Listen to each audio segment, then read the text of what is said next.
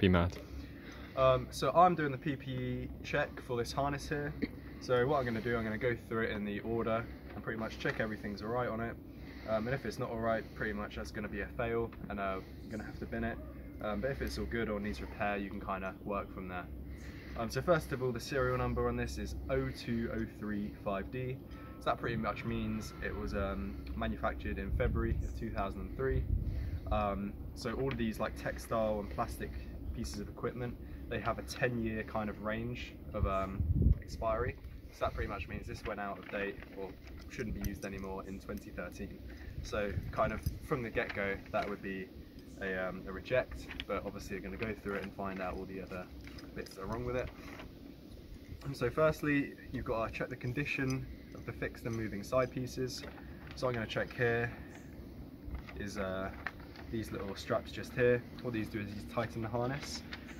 So these are on the leg loops and the waist loop. So these are very worn down and very corroded. They're kind of where it's been sort of rubbing on the bracket there. It's kind of all been brought up. It's kind of very like fluffy and a weird texture on there. So next point to check is the condition of the friction components. So what I'm going to be checking there is the buckle mainly. So some of these buckles are alright, but then ones like this and sort of down here on the leg loop, these ones here are quite rusty. So that could be like, there's some sort of white bits on there, so that could be from like salt corrosion.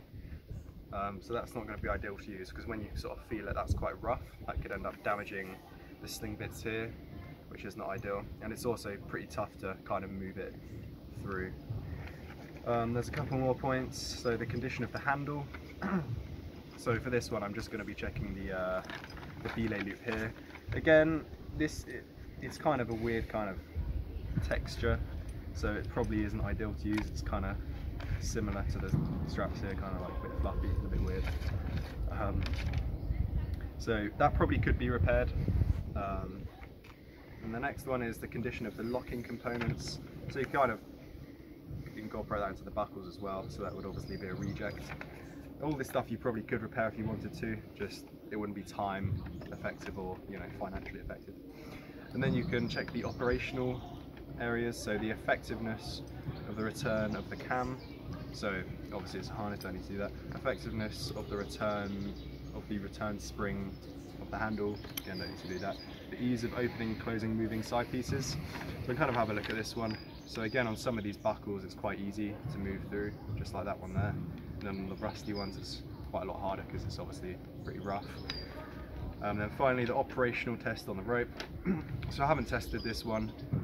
It will obviously be a reject because of all those points. You can't really repair much of this stuff. One final bit to note maybe is that the bungee here, the plastic there is snapped. That could be to repair. But overall, this is a reject harness. You can't be using this. A centre couldn't use this and it wouldn't be ideal for personal use either.